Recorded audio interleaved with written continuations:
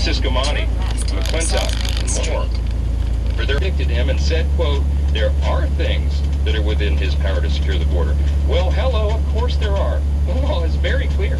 Anybody can Google this. Any American citizen can just pull this up and read it for themselves. Let's set the record straight. What he said is demonstrably false.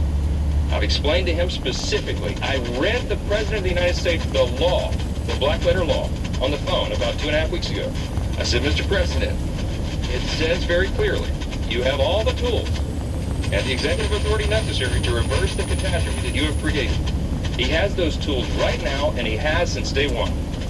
The Immigration and Nationality Act, for example, coupled with recent Supreme Court precedent, give the president, quote, ample authority to suspend the entry of all aliens or any class of aliens or impose any restrictions he may deem appropriate.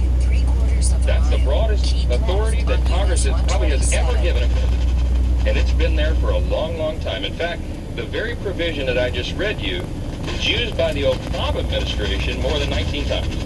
It's been used, I think, 69 times by presidents since 1980, but not by President Biden. Either the current catastrophe at the border, we can all see that our country is at a critical decision point. We are at a moment where we have to decide right now, as a Congress, as a people, we have to decide as the American people if we have borders or not. We have to decide if we believe in the rule of law or not. We have to decide if we're a sovereign nation or we're not.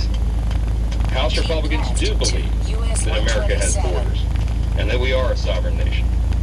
We believe we must set limits on the number of immigrants who enter, obviously, and the American people have a say on immigration policy. Understanding who enters and enforcing our immigration laws are critical components to maintain a sovereign country. If you do not have sovereignty, you do not have a country. I also believe that border security is part of our solemn obligation to safeguard the well-being of our citizens and uphold the principles that define who we are as a nation. In no sense is border security somehow an act of hostility to neighboring countries. It's exactly the opposite, because a weak border weakens America, and a strong border is good for America, and a stronger America is good for everybody around the world and everybody in this chamber. Does President Biden want that?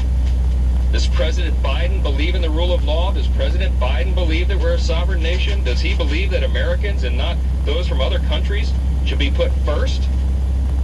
Every American citizen should be asking these questions of the president and helping us demand his answers.